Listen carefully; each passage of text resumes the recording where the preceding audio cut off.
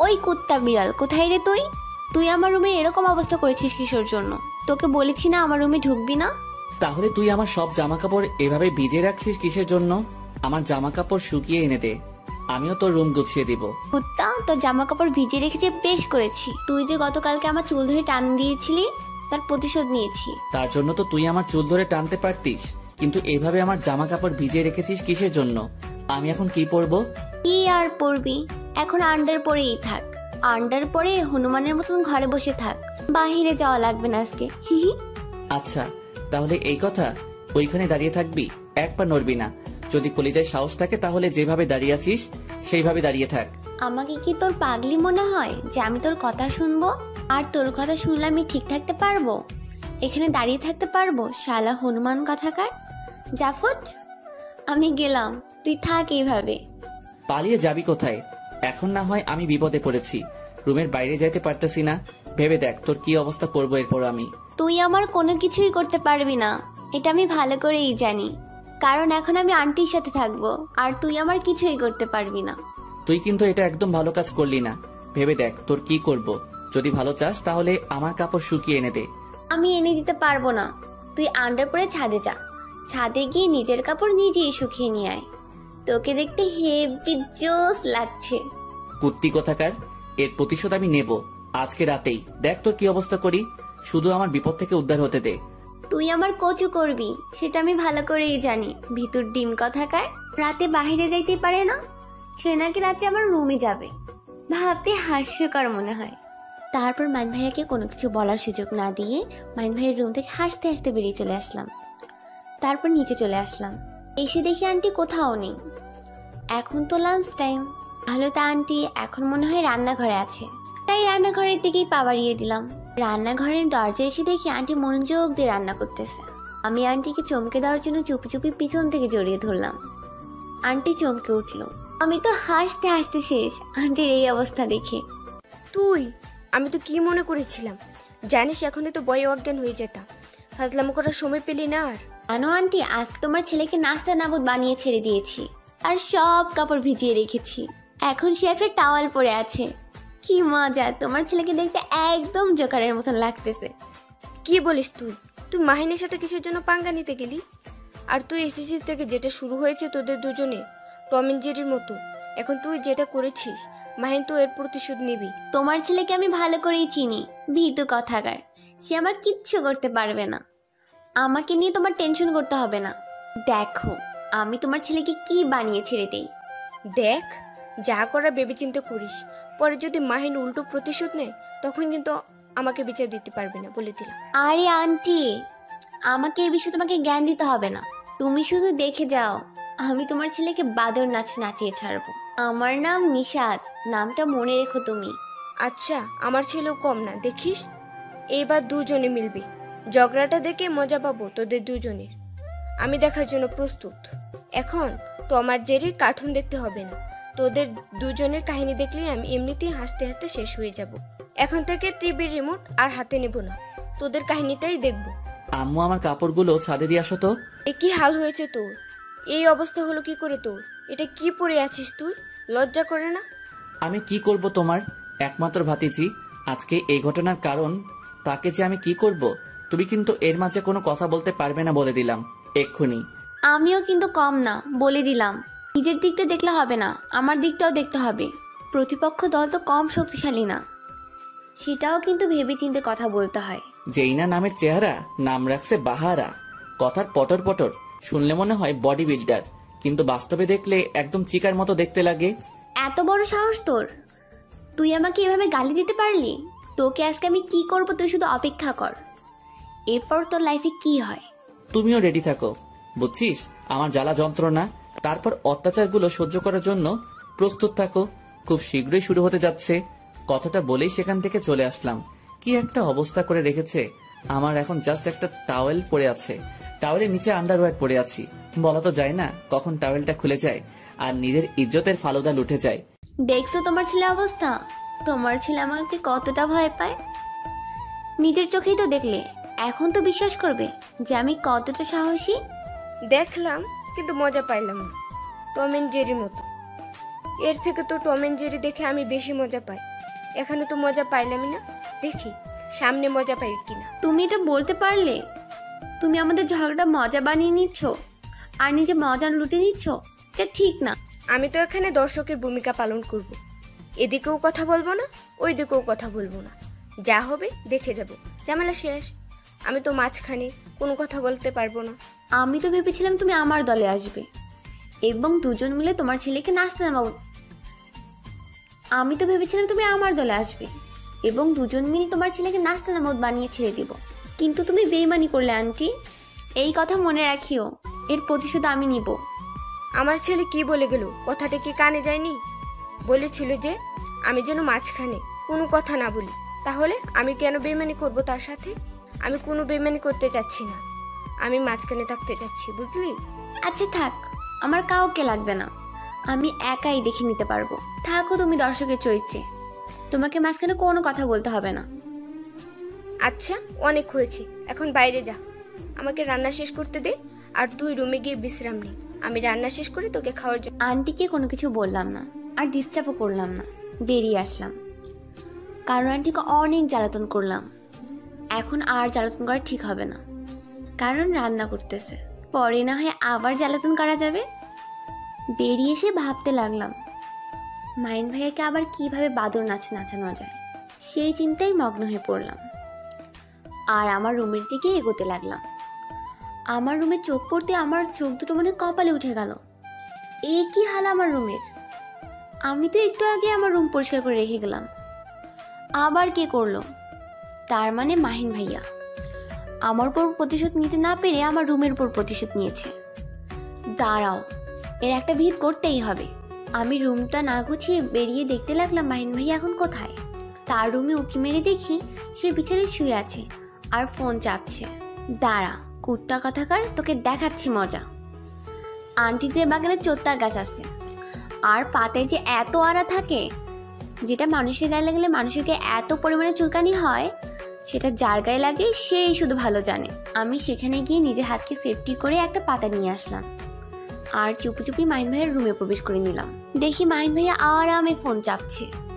আমি আলতো করে তার গায়ে চোত্তার পাতাতে একটু ঘষা মেরে দিলাম। কিরে, তুই আমার রুমে নিশ্চয়ই কোনো কুমতলব, পানি এসে বেরিয়ে যাও আমার রুম থেকে। কথাটা বলে মাহিন ভাইয়া বাদরের নাচ দেওয়া শুরু করলো আর আমি সেখানে দাঁড়িয়ে খিলখিল করে হাসতে লাগলাম। এখন কেমন লাগে দেখো আমার সাথে পাঙ্গা নেওয়া? দাঁড়াও, তোমাকে যে কি হাল করে ছেড়ে দেবো। এই কি লাগিয়ে দিলি? এরকম চুলকানি হচ্ছে কিসের জন্য বল? কি লাগিয়ে দিলি? উফ, আর সহ্য হচ্ছে না, চুলকাতে পারতেছি না, আর খুব জ্বালাতন করতেছে। কি দিলি তুই আমার গায়ে? কেন বলবো? একটা কথা মনে রাখবি, এই নিশাতের সাথে আর কখনো পাঙ্গা নিতে আসবি না, তার ফলাফল ভালো হবে না বলে দিলাম। প্লিজ বল, আমার খুব জ্বালাতন হচ্ছে, কষ্ট লাগতেছে প্রচুর, আর চুলকাতে পারতেছি না, হাতে ব্যথা হয়ে গেছে। কি লাগিয়ে দিয়েছিস বল? আমি এখন এখান থেকে চলে যাচ্ছি, তোর উপকরণ তুই খুঁজে নে, তারপর সুস্থ হয়ে ঠান্ডা হয়ে থাক, আর আমার সাথে পাঙ্গা নিতে আসবে না বলে দিলাম। কথাটা বলে সেখান থেকে চলে আসলাম। মাইন ভাইয়ের রুম থেকে বেরিয়ে তো আমার চোখ কপালে উঠলো, সামনে দাঁড়িয়ে থাকা আমার হবু স্বামীকে দেখে। তুমি পচা, আমার সাথে তুমি কথা বলবে না। তুমি এখানে এসেছো আমাকে একবারের জন্য জানানি কিসের জন্য? তোমার সাহস কত বড়, স্বামীকে না জেনে যেখানে সেখানে চলে যাও। আমার ভুল হয়ে গেছে, এবারের মতন আমাকে মাফ করে দাও, আর কখনো তোমার সাথে এরকম করব না। যেখানে যাব তোমাকে বলে যাব, যেখানে যাব তোমাকে সঙ্গে করে নিয়ে যাব। এভাবে তো আমার রাগ ভাঙবে না, তুমি তো জানো আমার পাপ্পা দাও। এখন আমাকে আদর করো, না হলে কিন্তু আমি কান্না করব। এই না, কি বল, আমার ছোট্ট স্বামীটা নাকি কান্না করবে? আমার স্বামীটা কান্না করলে কি আমার সহ্য হবে? আমার যে কষ্ট হবে। এই যে, এই নাও দিচ্ছি তোমাকে পাপা। মা, লক্ষ্মী সিনিয়র বউ আমার, তোমাকে এতগুলো ভালোবাসি। তুমি এখানে এসেছো আমাকে সঙ্গে করে নিয়ে আসলে তো এত কষ্ট পাইতে হতো না আমাকে। এই যে কানে ধরেছি, আর কখনো এরকম ভুল করব না, তোমাকে সঙ্গে করে নিয়ে আসবো সব সময়। কি ভাবতেছেন আপনারা, আমি কাকে আমার ছোট স্বামী বলতেছি, হবু স্বামী বলতেছি? কিছু বুঝতেছেন না তাই না? সে হচ্ছে সাগর, আমার ছোট্ট আন্টির ছোট্ট ছেলে। সাগরকে দেখে তো আমি সবসময় ক্রাশ খাই, একদম কিউটের ডিম্বা। তাই আমি সবাইকে বলেছি সে আমার, অন্য কেউ নজর দিলে চোখ তুলে নিব। এই কিউটের ডিম্বা শুধু আমার, অন্য কারো না। আর আমি ছোট্ট থেকে তাকে বুঝতে এসেছি যে আমি তার সিনিয়র বউ। আচ্ছা বউ, তুমি যেখানে এসেছো মাইন্ড করতে তোমার কোনো ক্ষতি করেনি তো? সে তো আবার ভালো না। আমাকে একা পেয়ে সব সময় জ্বালাতন করতো। আমি যে তোমাকে না নিয়ে এসে কি ভুল করেছি জানো না তুমি। এখন তুমি এসেছো, আমরা দুজন মিলে প্রতিশোধ নিব। কি বলো? কি এই মাহিন কুত্তার এত বড় সাহস আমার সিনিয়র বউর উপর অত্যাচার করেছে? আমি তাকে ছাড়বো না। মাহিন কোথায়? তুই বেরিয়ে আয়, তোর জমতুত এসে গেছে। কথাটা বলে সাগর মাহিনীর রুমের দিকে এগিয়ে যেতে লাগলো। আমি তাকে ধরতে গিয়েও ধরতে পারলাম না, কারণ দৌড় দিয়ে মাহিনীর রুমে প্রবেশ করে নিয়েছে সাগর। কিরে কুত্তা, তোর এত বড় সাহস? তুই আমার সিনিয়র বউয়ের উপর নজর দিয়েছিস? তোর চোখ তো আর থাকবে না, তোর চোখ তুলে নিয়ে মার্বেল খেলবো। দেখ আমি চলে এসেছি। আমার বউকে তুই জ্বালাতন করিস তাই না? তোর এত বড় সাহস? আরে ছোট আগুন যে, কখন আসলে? আমার বাসায় তোমাকে তো এখন দেখাই যায় না। কোথায় থাকো সব সময়? আগে তো প্রচুর আসতে আমার সাথে আড্ডা দেওয়ার জন্য, এখন আসো না। এরকম কথা বলে তুই আমার মন গলাতে পারবি না। তুই আমার বউকে কেন জ্বালাতন করেছিস সেটাই উত্তর দে আগে। আমি এসেছি তোকে সম্মান দেখাতে, কিন্তু তুই আমার বউয়ের সাথে যেটা করেছিস, এখন তোকে সম্মান তো দূরের কথা, তোকে যে আমি কি করব। আর কি আজব কথাবার্তা বলতেছিস? আমি তোর বউকে কেন জ্বালাতন করতে যাব? দেখ তোর বউ আমার কি অবস্থা করে রেখেছে, আমার সব কাপড় ভিজিয়ে রেখেছে। তুই যদি আমার বউকে জ্বালাতন না করতি তাহলে আমার বউ তো কখনো এরকম কাজ করতো না। হয়েছে আমার হবু স্বামীটা, আর ওনার উপর এত রাগ দেখাতে হবে না, তাহলে তো উনি আবার কান্না করবে। এখন চলো তো, আমি তোমাকে আদর করি, আসো। আজকে তুই আমার বউয়ের জন্য বেঁচে গেলি। যদি আমার বউ এখন এখানে এসে আমাকে এই কথা না বলতো তাহলে আমি যে তোর কি করতাম। দেখ নিশা, তুই সাগরকে যেটা বুঝিয়েছিস, সাগর সেটাই বলেছে। এর ফলাফল ভালো হবে না, খুব খারাপ হবে তোর সাথে। আমি তোকে ভয় পাই না, শুনেছিস? আমি তোকে ভয় পাই না। এবার আমি তোর সাথে যেটা করব সেটা সহ্য করার জন্য প্রস্তুতি নে। আর এরপর থেকে তোর সাথে যেটা হতে চলেছে সেটার জন্য তুই প্রস্তুত হয়ে থাক, কারণ এটা সহ্য করতে অনেক ধৈর্যের ব্যাপার। আমিও দেখতে চাই যে তুই আমাকে কি করতে পারিস, আর তুই রেডি থাক, কারণ আমি যেটা করব তুই সেটা কল্পনাও করতে পারবি না। Challenge accepted. আর আমার চ্যালেঞ্জটা তোর উপর রইল যে তুমিও রেডি থাকো, কারণ আমি যেটা করব সেটা অন্য লেভেলের। Challenge accept. তুই কি করতে পারিস আমার, আর আমি কি করতে পারি, পরে আবার হাল ছেড়ে দিস না। আমি মোটেও সেরকম ছেলে না যে চ্যালেঞ্জ নিয়ে চ্যালেঞ্জ থেকে সরে আসবো। আমি যেটা চ্যালেঞ্জ গ্রহণ করি, চ্যালেঞ্জ কমপ্লিট করি, তারপর তাকে উচিত শিক্ষা দেই, তারপর সেখান থেকে সরে আসি। क्या बात है, লাইফে আজকে প্রথম এমন একটা ছেলে পেলাম যে আমার সাথে এত সাহস নিয়ে পাঙ্গা নিতেছে। এর আগে কখনো পাইনি, কারণ কিছুদিন আগে সে আমার কাছে হার মেনে নত স্বীকার করে চলে গিয়েছিল। কিন্তু আজকে তোর মতন একটা প্রতিপক্ষ পেলাম, মজা আসবে। আচ্ছা দেখা যাক তোর কি এমন ক্ষমতা আছে আর তুই কি করতে পারিস। আমি সব সহ্য করব, কিন্তু আমি যেটা করব সেটা খুব সহ্য করার জন্য প্রস্তুত থাক। বউ কি কথা বলতেছো? এসব আমার তো মাথায় ঢুকছে না। প্লিজ চলো না, আমাকে আদর করবে। আর আমার সহ্য হচ্ছে না, তোমাকে আদর পাই না কতক্ষণ থেকে। চলো। আচ্ছা চলো আমার পিচ্ছি স্বামী, তোমাকে এখন আমি এত এত আদর করব যে তুমি কখনো ভুলে যেতে পারবে না আমার আদর। তারপর সাগরকে নিয়ে মাহিনের রুম থেকে বেরিয়ে আসলাম, আর বেরিয়ে আসার আগে মাহিনকে ইশারা করে বললাম প্রস্তুত থাকতে, শুরু হতে যাচ্ছে তার উপর অত্যাচার। আল্লাহ ভালো জানে এই মেয়ে কি করবে আমার সাথে, কিন্তু যেটা করবে সেটা মোটেও আমার ভালো হবে না। তাই সবসময় সতর্ক থাকতে হবে আর সবকিছু বুঝে শুনে করতে হবে। এখন প্রচুর পরিমাণ ভাবতে হবে, তার প্ল্যানিং গুলো আমাকে নষ্ট করতে হবে। না হলে যদি তার একটা প্ল্যানিং সাকসেসফুল হয়, না জানি আমার লাইফে কত বড় একটা ধাক্কা চলে আসে। আন্টি, ও আন্টি, দেখে যাও কে এসেছে, তোমাকে তো সারপ্রাইজ দেব, তাড়াতাড়ি আসো, নাহলে যে মিস করবে যে। কই তুমি? কি এমন হয়েছে আর কি সারপ্রাইজ দিতে চাচ্ছিস আমাকে, যে এত জোরে জোরে চিল্লায় ডাকতেছিস?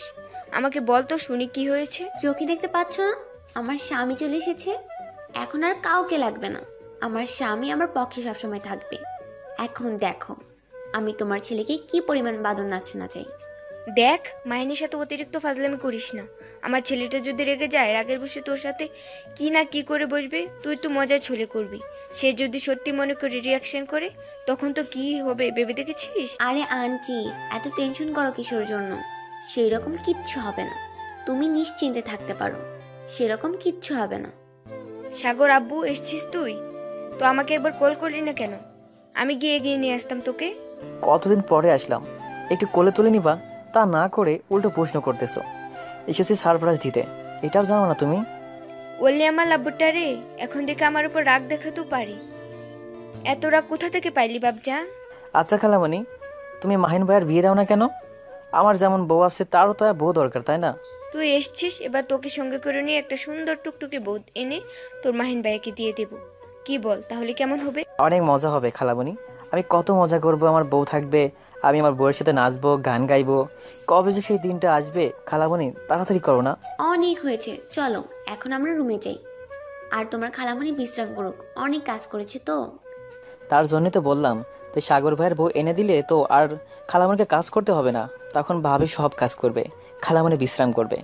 আমাকে নিয়ে তোকে বা তোর বউকে এত টেনশন করতে হবে না। তোরা তোদের মতো থাক, আমাকে আর আমার আম্মুকে আমার মতো থাকতে দে। সাগর, আমার সাথে চলে আসো। এখানে থাকা ভালো হবে না, আমরা রুমে যাই। এখন ক্লান্ত লাগতেছে, বিশ্রাম করি, পরে না হয় সবার সাথে আড্ডা দিব। সাগর, রুমে যাও, তোমার বউ তোমাকে ডাকতেছে। এখন তোমাকে আদর করবে কম্বলের তলে। মায়ের মুখ সামলে কথা বলবি, বুঝছিস? আমার সমস্যা তো, যা খুশি আমি তাই করব। আমার দিকে না তাকলেও চলবে তোর। আমি কার দিকে তাকাবো আবার কার দিকে তাকাবো না সেটা তো আমি আর আমার চোখ ডিসাইড করবে। আমি তো কারো কথা শুনতে চাচ্ছি না। সময় হলে সব বুঝতে পারবি, এখন নয়। এখনো সময়টা হয়নি, সময়টা আসবে, রেডি থাক। চলো আমার পিচ্চি স্বামী, আমরা রুমে যাই। বউ, ও বউ, মাহিন ভাইয়ের সাথে তোমার কি হয়েছে? তুমি আর মাহিন ভাই একসাথে হলে ঝগড়া শুরু করে দাও, ব্যাপার কি? তেমন কিছু না, এমনিতেই ঝগড়া করি, আমরা দুজন সমবয়সী তো তাই। এত ঝগড়া করি। তুমি যখন আমাদের মতন বড় হবে তখন দেখবে তুমিও কারো না কারোর সাথে সবসময় ঝগড়া করে থাকবে। ও আচ্ছা, তাই নাকি? আমি যদি অন্য কারোর সাথে ঝগড়া করি তুমি রাগ করবে না? আমি তো বড়দের কাছ থেকে শুনেছি, স্বামী যদি অন্য কারোর সাথে কথা বলে বউ নাকি অনেক রাগ করে। তুমিও কি আমার উপর রাগ করবে? ওইসব কথা যখন বড় হবে তখন দেখা যাবে। এখন ঘুমিয়ে পড়ো তো, অনেক দূর জার্নি করে এসেছো, এখন শুয়ে থাকো। তুমি আমাকে গান শুনে ঘুম পাড়িয়ে দাও, অনেক দিন থেকে তোমার কণ্ঠে গান শুনি না। এই মুহূর্তে তো কোনো গান মনে পড়তেছে না, রাতে ছাদে গিয়ে তোমাকে গান শোনাবো। এখন বেশি কথা না বলে শুয়ে পড়ো তো। আমিও শুয়ে পড়ি, কিছুক্ষণ ঘুমিয়ে নিতে হবে, নাহলে রাতে এনার্জি পাবো না। রাতে এনার্জি দিয়ে কী করবে? রাতে খাওয়া দাওয়া করে আবার ঘুমিয়ে পড়বো। রাতে তুমি শক্তি ম্যানেজ করে কি করবে শুনি? এত কথা বলতে নেই, যখন তুমি আমাদের মতন বড় হবে সব কিছু বুঝতে পারবে। এখন শুয়ে পড়ো তো ছোট বাচ্চা। তুমি পচা, তুমি আমাকে একটুও ভালোবাসো না। এখন আমি প্রমাণ পাচ্ছি তুমি আমাকে সহ্য করতে পারো না। তাহলে কেন আমাকে ভালোবাসা শেখালে? আরে রাগ করো কেন তুমি আমার উপর? ক্লান্ত লাগতেছে, এখন শুয়ে পড়ি, পরে গল্প করব। তোমার সব প্রশ্ন উত্তর দেব। তুমি আমাকে ভুল বোঝো সবসময়, এটা ঠিক না। আচ্ছা, আমার লক্ষ্মী বউ, এই যে আমি শুয়ে পড়লাম, এখন ঘুমিয়ে পড়বো। তোমার সাথে পরে আড্ডা দিব। তুমিও শুয়ে ঘুমিয়ে পড়ো, ক্লান্ত লাগছে তোমাকে। মাহিন, এটা কিরকম ব্যবহার? তারা আমাদের বাসার অতিথি, তাদের সাথে এরকম ব্যবহার করে কি আমাদের ঠিক? তোমার ভাতিজি যে এতই ভালো যেটা বলে শেষ করা যাবে না, তাই তার কথা বাদ দাও, অন্য কথা বলো। কিসের জন্য বাদ দিব বল? মানুষকে এরকম করে অসম্মান করার অধিকার আমাদের নেই। বিশেষ করে তারা আমার বোনের ছেলে এবং ভাইয়ের মেয়ে, অন্য কেউ তো না, তাই না? আম্মু, তোমার ভাতিজি আমাকে চ্যালেঞ্জ করেছে, সে নাকি আমাকে এই বাসায় সবচেয়ে বেশি জ্বালাতন করবে। মানে সে আমার সতীন হিসেবে থাকবে। আমি কি তাকে ছেড়ে কথা বলবো? আমি এত কিছু বুঝি না, কিন্তু নিষেধের সাথে কোনো ঝামেলা জড়াবি না তুই, এটাই বলে দিচ্ছি।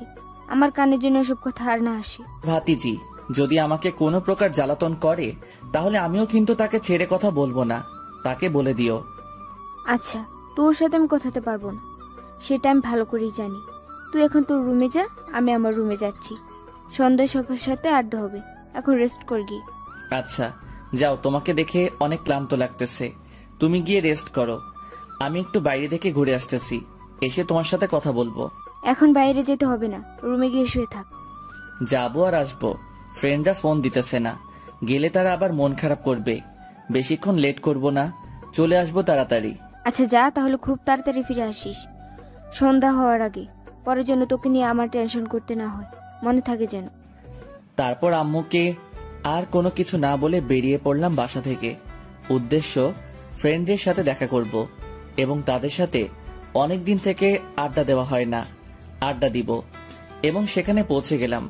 বেশ কিছুক্ষণ আড্ডা দিতে দিতে সন্ধ্যা ঘনিয়ে আসলো, তাই তাদের কাছ থেকে বিদায় নিয়ে বাসার উদ্দেশ্যে রওনা দিলাম। আজ মনটা অনেক হালকা হয়ে গেল সবার সাথে আড্ডা দিয়ে। অনেকক্ষণ পর ঘুম ভেঙে গেল। ঘুম ভাঙার পর দেখি পিচিটা এখনো ঘুমিয়ে আছে, তাই আমি বসে পড়লাম। বিছানায় বসে ভাবতে লাগলাম মাহিন ভাইয়াকে আজকে কিভাবে জ্বালাতন করা যায়। তাকে যদি আজকে একটা ডোজ না দিই তাহলে তো সে আমাকে ভয় পাবে না, সে ভাববে আমি দুর্বল। একটা না একটা ব্যবস্থা তো নিতেই হবে। এখন প্ল্যানটা করতে হবে, থেকে কি করতে হবে, কিভাবে আজকে তাকে সাহায্য করা যায়। আজ তাকে প্রথম ধাপের ডোজ দেব, কালকে থেকে শুরু হবে আসল খেলা। কি করা যায় কি করা যায় পেয়েছি, আজকে আমি তাকে মরিচের গুঁড়া শরবত খাইয়ে দিব। এখন প্ল্যান মোতাবেক কাজ করতে হবে, এখানে বসে থাকলে চলবে না, আমাকে আমার কাজে লাগিয়ে থাকতে হবে। তাই বাথরুমে গিয়ে হালকা ফ্রেশ হয়ে নিচে চলে আসলাম। এসে আন্টির রুমে উঁকি মেরে দেখলাম আন্টি এখনো শুয়ে আছে। এটাই সুযোগ, এই সুযোগে আমার কাশিটা নিতে হবে। আমি লুকিয়ে লুকিয়ে রান্নাঘরে ঢুকলাম এবং মরিচেরগুলো খুঁজে নিলাম। তারপর এক গ্লাস পানি নিলাম, পানিতে এমনভাবে মরিচের গুঁড়ো মিশিয়ে নিলাম যাতে মাইনভাবে বুঝতে না পারে এখানে মরিচের গুঁড়ো আছে। আম্মু, ও আম্মু, কোথায় তুমি? দেখো আমি তোমার কথা রেখেছি, বাসায় চলে এসেছি সন্ধ্যা হওয়ার আগে। মাইন ভাইয়া বাইরে গিয়েছিল, তাহলে এখন বাসায় এসেছে। আন্টিকে মনে হয় বলে গিয়েছিল সন্ধ্যা হওয়ার আগেই ফিরে আসবে। এই সুযোগে তাকে এই পানি খাইয়ে দিতে হবে। দাঁড়াও বাছা ধন, তোমাকে মজা দেখাচ্ছি। আমি পানির গ্লাসটা হাতে নিয়ে মাহিন ভাইয়ের সামনে চলে আসলাম। দেখি মাহিন ভাই আবার ছোপায় বসে টিভি দেখতেছে। আমি পাশে গিয়ে দাঁড়িয়ে পড়লাম। কি চাই? এখানে আমার সামনে আসবি না, তুই চলে যা আমার সামনে থেকে। আন্টি আমাকে একটা দায়িত্ব দিয়েছিল, সেই দায়িত্বটাই পালন করতে এসেছিলাম, কিন্তু মনে হচ্ছে না আন্টির দায়িত্বটা পালন করতে পারবো। কি আর করার, আমি আন্টিকে সত্যিটাই বলে দিব। মানে কি বোঝাতে চাচ্ছিস তুই আমাকে? আম্মু আবার তোকে কিসের দায়িত্ব দিবে? অকর্মার ঢেকি কোথাকার। দেখ, ঝগড়া করতে চাচ্ছি না, তাই মুখ সামলে কথা বল আমার সাথে, বুঝছিস? এখনই শরবতটাকে আমাকে উদ্ধার কর, আমি চলে যাচ্ছি। যদি না খাসি বলে দে, আমি এখান থেকে চলে যাই। তো সামনে থাকতে আমার ইচ্ছা করতেছে না। শরবত যেহেতু আম্মু বানিয়েছে তাহলে আমাকে দিয়ে তুই আমার চোখের সামনে থেকে চলে যা। আমি মাইন ভাইয়ের কথা মতো শরবতের গ্লাসটা তার হাতে ধরিয়ে দিলাম। ধরিয়ে দিয়ে সেখান থেকে চলে আসলাম দ্রুত পায়ে এবং এসে এক জায়গায় লুকিয়ে পড়লাম। দেখি মাইন ভাইয়া শরবত খায় কিনা। আমি লুকিয়ে লুকিয়ে দেখতে লাগলাম। মাইন ভাইয়া শরবত খেতে লাগলো, আমি তো ডান্স করতে লাগলাম। বাবা তোমার দরবারে সব পাগলেরই খেলা। মাইন ভাইয়া শরবত খাওয়া শেষ করে কিছুক্ষণ স্থির হয়ে থাকলো, তারপর যেটা শুরু করে ও বাবা গো, ও মা গো, মরে গেলাম গো, এটা কি খাওয়াইলো আমারে? নিশাত কুত্তি, তুই কোথায়? তাড়াতাড়ি আমার চোখের সামনে চলে আয়, না হলে আমি তোকে আজকে খুন করে ফেলবো।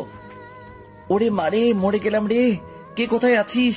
আমাকে একটু পানি এনে দে, আমি যে মরে যাব। কি খাওয়াইলো আমার এসব? নিশাত কুত্তি, কোথায় তুই? তাড়াতাড়ি আমার চোখের সামনে চলে আয়, না হলে আজকে তোর শেষ দিন হবে এই বাসায়।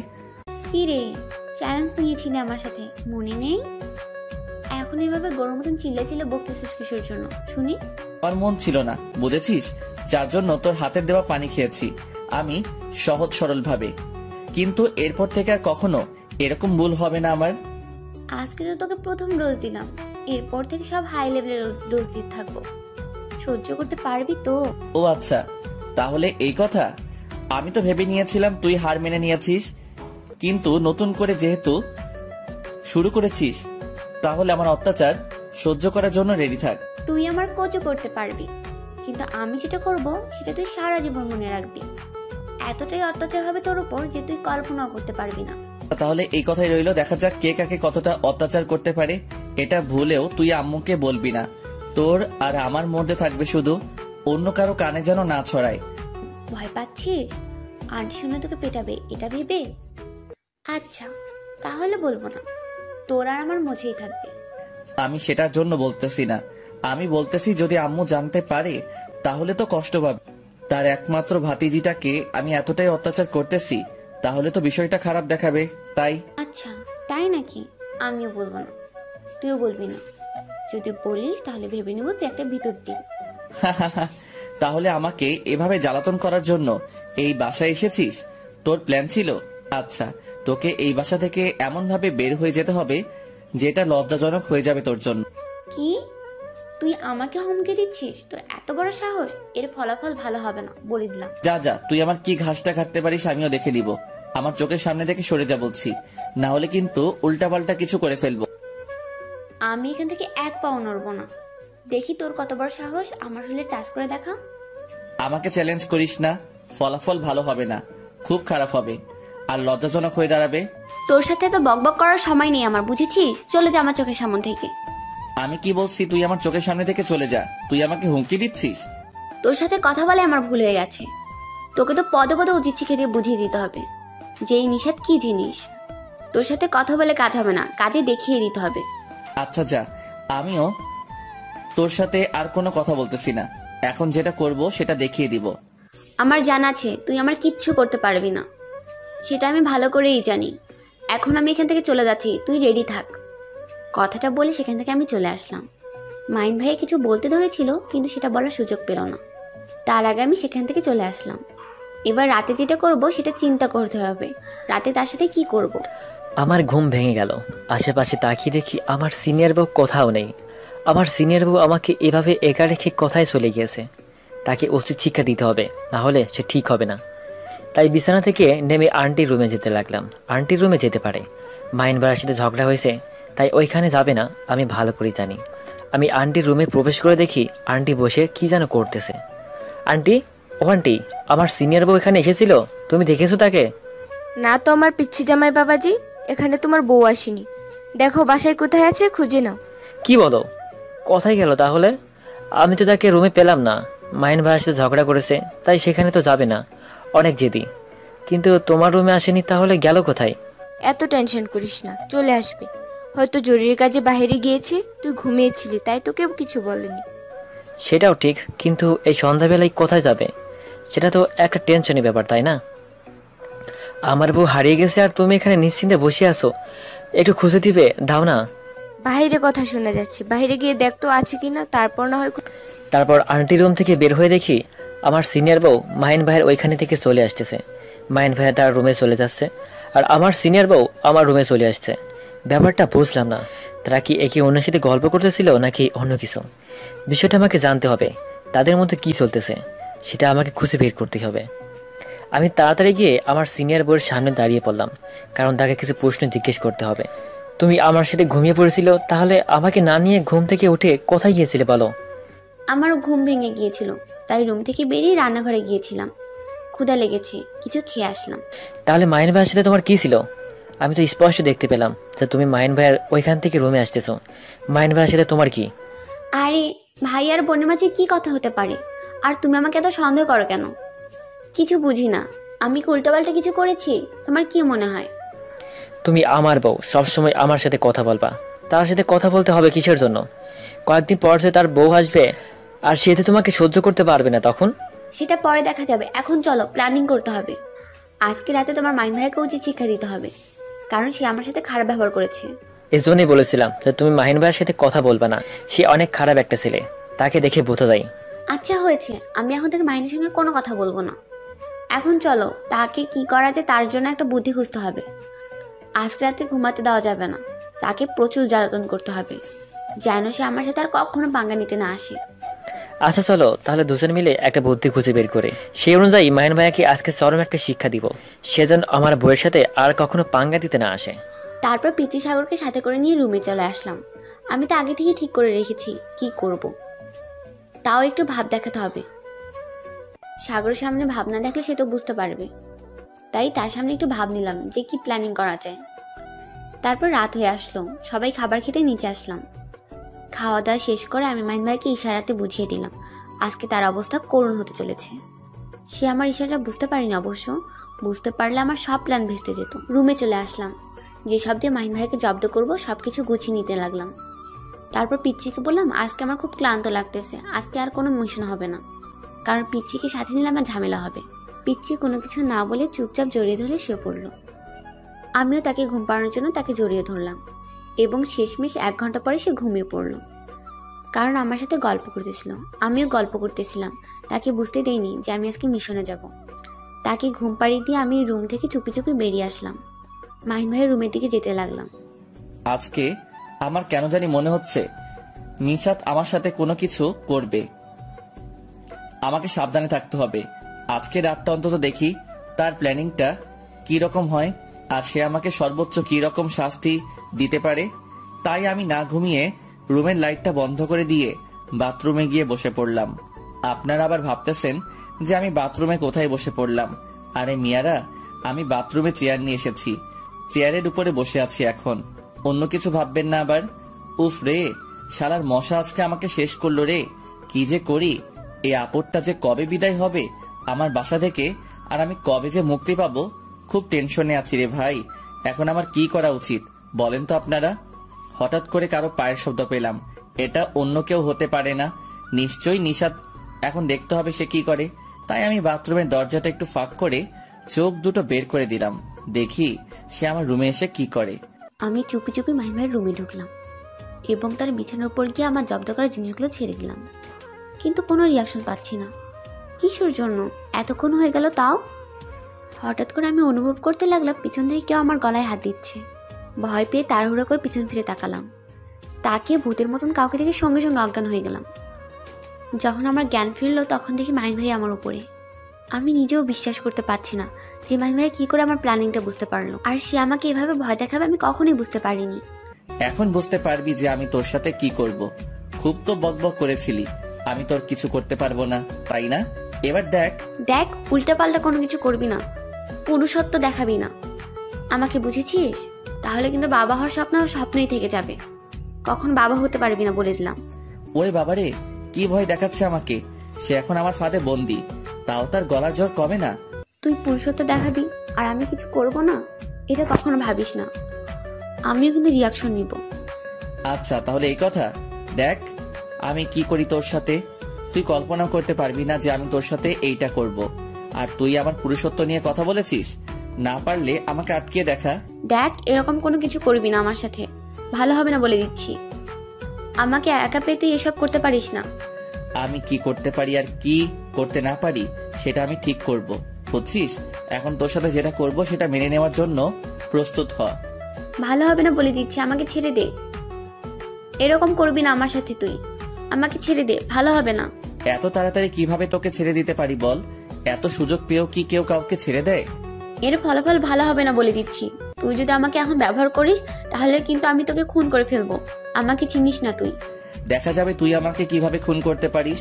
আর আমাকে হুমকি দিয়ে কিচ্ছু হবে না, কারণ এখন আমি তোকে ব্যবহার করবই। আমি আমার সর্বশক্তি দিয়ে মাহিন ভাইকে আমার উপর থেকে সরিয়ে দেওয়ার চেষ্টা করলাম, কিন্তু পারতেছি না শেষ পর্যন্ত। আমার কৌশল তো আমাকে খাটিয়ে বের হয়ে আসতে হবে, সেটা যে প্রকারে হোক। তাই মাহিন ভাইয়ের মেন পয়েন্টে আমার পা দিয়ে আঘাত করলাম। সে আমাকে ছেড়ে দিয়ে লুটে পড়লো বিছানায়। আমি সেই সুযোগে বেরিয়ে পড়লাম। তার রুম থেকে বেরিয়ে তার রুমের দরজা বাইরে থেকে বন্ধ করে দিলাম, সেজন্য আমার পিছু ধাওয়া না করতে পারে। ওরে বাপরে, মরে গেলাম রে। এই মেয়ে কি রাক্ষসিনী? এক্ষুনি আমার প্রাণটা বেরিয়ে যেত। ভাগ্য ভালো সেইভাবে লাগেনি। যদি লাগতো তাহলে তো এখন আমাকে পরকালে চলে যেতে হতো। এই পৃথিবীতে আর থাকা হতো না। না, এইভাবে বসে থাকলে চলবে না। সে তো তার প্ল্যানিং মোতাবেক আমাকে একের পর এক আঘাত করেই যাচ্ছে। এর পাল্টা জবাব দিতেই হবে। এইভাবে যদি আমি একের পর এক অত্যাচার সহ্য করি তাহলে একদিন দেখা যাবে সে আমাকে মেরে ফেলে এই বাসা থেকে চলে যাবে, আর আমার আম্মু একা হয়ে যাবে। এখন সময় এসেছে তাকে পাল্টা জবাব দেওয়ার। আজকে তো আমার হাত থেকে বেঁচে গেলি মাহিন, কিন্তু এরপর যেটা করব তোর সাথে কখনো বেঁচে যেতে পারবি না আমার হাত থেকে। আজকে কোনো মতে ওই ডাইনির হাত থেকে বেঁচে গেলাম, কিন্তু এখন থেকে সাবধান হতে হবে। আর তার উপর আমার প্রতিশোধ নিতেই হবে, না হলে সে আজকারা পেয়ে অনেকটা মাথায় চলে যাচ্ছে। আজকে ভাগ্য ভালো প্রাণটা বেঁচে গিয়েছে। বলা তো যায় না সে আমাকে মারার জন্য এই বাসায় এসেছে নাকি অন্য কিছু মতলব আছে।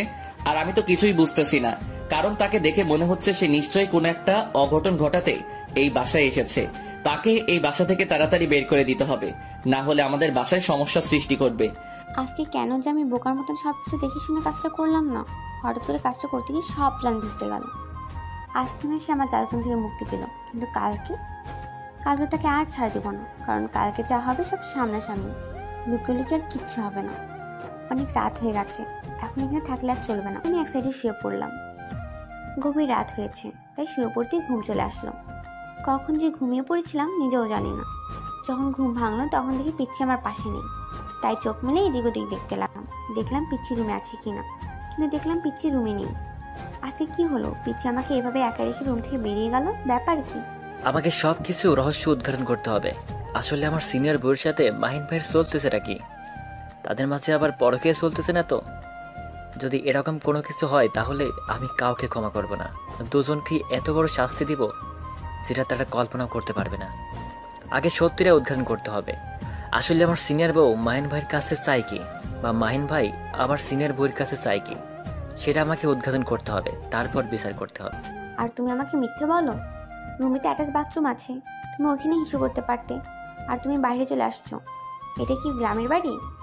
সেরকম কিছু না, আসলে আমি এসেছিলাম একটু দরকারি কাজে, আর তুমি তো ঘুমাচ্ছিলে, তাই তোমার ঘুম ভাঙানোর চেষ্টা করিনি। ও আচ্ছা, তাই বলো। এখন চল আমার সাথে রান্নাঘরে, আমি রান্না করব, তুমি দেখবে। আমি কিভাবে রান্না করি তোমাকে তো শিখতে হবে। আমি তো এখনো পিচ্ছি একটা বাচ্চা, আমি রান্না শিখে কি করব? তুমি এখন রান্না করো। আহা, আমার পিচ্চি বাচ্চা হয়েছে তো কি হয়েছে, সব কিছু তো বোঝোই তাই না? আর বইয়ের কথা শুনতে হয়, এটা তো তুমি নিশ্চয়ই জানো। আজকে না আমার কেমন কেমন জানি লাগতেছে, আজকে আমি রান্নাঘরে যাব না, তুমি রান্না করো গিয়ে, আমি আর একটু বিশ্রাম করি না এই সুযোগে। আচ্ছা, তুমি তোমাকে নিয়ে ছাদে গিয়ে তোমার মন মতন গান শোনাবো। তারপর পিচ্ছি রুমের দিকে পা বাড়ালো, আর আমি রান্নাঘরে চলে আসলাম। আন্টি অনেক কাজ করে, আজকে ভাবলাম আন্টিকে একটু সাহায্য করি। যেহেতু সকালে ঘুম ভেঙেছে, তাই রান্নাটাই সেরে ফেলি, আন্টির উপকার হবে। রান্নাঘরে এসে সব কিছু রেডি করতে লাগলাম। রুটি বানানোর জন্য ময়দা নিলাম, ময়দা দিয়ে রুটি বানালাম এবং ভাজি করলাম। ভাজি দিয়ে রুটি খাবো। তুই অপেক্ষা করতে থাক, আর আমি তার আগেই তোকে ভ্যানিশ করে দেবো। তুই কখনো সেই সুযোগটা পাবি না, কখনোই না। তার আগে তুই ভ্যানিশ হয়ে যাবি, মনে রাখিস। আমার বউ তাহলে কোথায় গেল? আমাকে সব কিছু উদ্ধার করতেই হবে, সব রহস্য উদ্ঘাটন করতে হবে। আমি আমার রুম থেকে বেরিয়ে গুটি গুটি পায়ে মাহিন ভাইয়ের রুমের দিকে এগোতে লাগলাম। আর আমি যেটা দেখতে পেলাম সেটা দেখার জন্য মোটেও প্রস্তুত ছিলাম না। তাহলে এটাই চলছে এদের মাঝে, আজকে রাতে এদের সব খেলা খতম করে দিব আমি। আমি সেখানে বেশিক্ষণ না থেকে চলে আসলাম, কারণ আমাকে দেখে ফেললে বাসে যাচ্ছি, আর এখানে থাকা যাবে না। যা যাবতীয় জিনিস এনেছো সব গুছিয়ে নাও। আমাকে ভুলভাল বোঝানো হচ্ছে তাই না? সেখানে প্ল্যানিং করে এসে আমাকে উল্টাপাল্টা কথা শোনানো হচ্ছে। আমি কিন্তু সব কিছু দেখেছি, তুমি যেটা বলবে এখন আমি সেটা করব, কিন্তু তোমাদের প্ল্যানিংটা আমি ধরে ফেলেছি। আমি তো বেশি কিছু এখানে নিয়ে আসিনি, তুমি কি কি এনেছো তোমারগুলো তুমি গুছিয়ে নাও। ওদের মতন বয়সে উপনীত হব, তখন তো তোমরা অনেকটা যুবক যুবতী হয়ে যাবে। তখন কি তুমি আমার সাথে থাকবে, নাকি অন্য কাউকে বিয়ে করে নিয়ে আমাকে ছেড়ে চলে যাবে? তুমি তো এখন অনেক ছোট, তোমাকে পড়ালেখা করতে আমি মাহিন ভাইয়ার রুমে একটা ক্যামেরা সেট করে রেখে দিলাম। আমার কেন জানি মনে হচ্ছে এখানে একটা অনেক বড় রহস্য চলতেছে, আমাকে এই রহস্য ভেদ করতেই হবে। আসলে রহস্য মূল স্তরটা কি, আমাকে সব কিছু জানতে হবে। আসলে কি মাহিন ভাইয়া এখানে কি মূলত স্তম্ভ, নাকি আমার সিনিয়র বউ? আমার কেন জানি মনে হচ্ছে মাহিন ভাইয়ার উপর দিয়ে অনেকটা প্রেশার যাচ্ছে। আমাকে সব কিছু তোমার মালা খানি বাউলের এই মনটারে, আমার ভিতর বাহিরে অন্তরে অন্তরে আছো তুমি হৃদয় জুড়ে, আমার ভিতর বাহিরে অন্তরে অন্তরে আছো তুমি হৃদয় জুড়ে। এই গানটার পিছনে রহস্যময় একটা ঘটনা আছে। আমাকে স্কুলে প্রাইমারি লেভেলের যখন কোনো গান বলতে বলা হতো, আমি এই গানটাই বলতাম।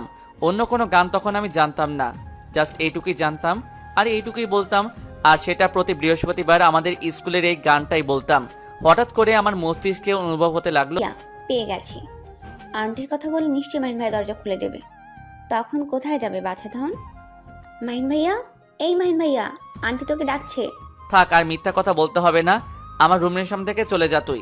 সত্যি বলতেছি, আন্টি তোকে ডাকতেছি, নিচে আয়, তারপর দেখ। তোর যা খুশি যা ইচ্ছে তাই বলতে থাক, আমি রুমের দরজা খুলতে চাই না, আর তোর কোনো পাতানো ফাঁদে পা দিচ্ছি না। আচ্ছা, শুনবি না তাহলে, তাই না? তোর উপর তো প্রতিশোধ নিতে পারলাম না, তাহলে আমি আন্টিকে খুন করে এখান থেকে চলে যাচ্ছি। তুই থাক রুমে দরজা দিয়ে। দেখ, আম্মুর কোনো ক্ষতি করার চেষ্টা করবি না তুই, তাহলে তুই এই বাসা থেকে বের হয়ে যাওয়ার আগেই লাশ হয়ে যাবি। তুই যদি এতই বীর পুরুষ, তাহলে রুমের দরজাটা খুলে দে। নিশাতের এই কথা শুনে রাগটা উঠে গেল মাথায়, তাই দরজাটা খুলে দিলাম। কি ভাবতেছেন নেশা তোমাকে খুন করে ফেলবে, তাই না? এখন আমি নিশাতের সাথে যেটা বলবো নিশাত কল্পনাও করতে পারবে না। নিশাত আমার রুমে ঢুকতেই বন্দি হয়ে গেল, কারণ আমি তার জন্য একটা ফাঁদ পেতে রেখেছিলাম। তাকে দড়ি দিয়ে ভালোভাবে দেখলাম, হাত পা নিশাত একটু নাড়াচাড়া করতে পারতেছে না। খুলে দে বলতিস আমার হাতের বাঁধন, তুই আমার সাথে এরকম খিচাড়ি করতে পারিস না। তোর না খুব বিয়ে করতে ইচ্ছে করতেছিল? এই নে, তোর মনের আশা পূরণ করে দিচ্ছি। তুই আমাকে ছেড়ে দে, আমার সর্বনাশ করবি না তুই। তুই আমার বান্ধবীর সর্বনাশ করেছিস, আর এখন তুই আমার সর্বনাশ করবি? তোকে আমি খুন করে ফেলবো। পারলে চেষ্টা করে দেখ, এখন আমি তোকে ব্যবহার করব। তোর সব কিছু আমি এখন ভোগ করব। তোর না খুব ইচ্ছা আমার সাথে বেড শেয়ার করা? তুই কুত্তা, আমাকে ছেড়ে দে বলছি, নাহলে আমি তোকে জানে মেরে ফেলবো। চেষ্টা করে দেখতে পারিস, তার আগে আমি তোকে ভোগ করি। কথাটা বলে মাহিন ভাইয়া তার হায়নার রূপ ধারণ করলো আর আমার উপর ঝাঁপিয়ে পড়লো। আমার সব কিছু খুলে ফেলে দিতে লাগলো। আমি লজ্জায় চোখ বন্ধ করলাম। আমি কখনো ভাবতে পারিনি যে আমি এইভাবে ফেসে যাব। চোখ বন্ধ করে রেখেছিস কিসের জন্য? চোখ খুলে দেখ, তোকে তো আদর দিচ্ছি। আমাকে ছেড়ে দে প্লিজ। আমি আর কখনো তোর উপর প্রতিশোধ নিব না। তুই আমার ইজ্জতের কিছু করবি না। এত তাড়াতাড়ি হার মেনে নিলে তো হবে না। এখনো আর ইচ্ছা করতেছে, এখন আমি করব, তুই শুধু চুপচাপ সহ্য করবি। বেশি রকম কথা বলবি না তুই। বেশি রকম কথা বলবি না, তুইও মজা নে, আমি মজা নিব। কথাটা বলে মাহিন ভাইয়া তার সর্বশক্তি দিয়ে আমার ইচ্ছা মতো ব্যবহার করতেছে। আমার হাত পা রশি দিয়ে বাঁধা, তাই কিছু করতে পারতেছি না। শুধু কান্না করতেছি, চিল্লাচ্ছি, কিন্তু কেউ চিল্লানি শুনতে পাচ্ছে না। এখন কেমন লাগে সোনা? তোমার না খুব ইচ্ছে করতেছে? তাহলে চিল্লাচ্ছ কিসের জন্য? মজা দিচ্ছি তো। এই যে আমি কসম খাচ্ছি, আমি তোকে খুন করব। তুই আমার সাথে যেটা করলি এর জন্য তোকে পস্তাতে হবে। সেটা পরে দেখা যাবে, এখন আমি প্রচুর মজা পাচ্ছি, আমাকে ডিস্টার্ব করবি না। তারপর মাহিন ভাই সব কিছু করতে লাগলো। আমি শুধু ব্যথায় কান্না করে যাচ্ছি। কখন যে অজ্ঞান হয়ে গিয়েছি নিজেও জানি না। জ্ঞান ফিরে আসলো, তখন আশেপাশে তাকিয়ে দেখি আমি অবাক। অবাক হবার কিছু নেই, আজকে তোর আর আমার বিয়ে। আমি সবাইকে ম্যানেজ করে নিয়েছি। মানে কি বুঝতে চাচ্ছিস তুই আমাকে? আমি তোকে কখনোই বিয়ে করব না। তোকে বিয়ে করতেই হবে। ইচ্ছা না থাকা সত্ত্বেও কুত্তাটাকে বিয়ে করে নিলাম পরিবারের চাপে। অনেক কিছু বাকি রয়ে গেল। গল্পটাতে ফিনিশিং আসবে পরের সিজনে। নেক্সট সিজনের অপেক্ষা করুন।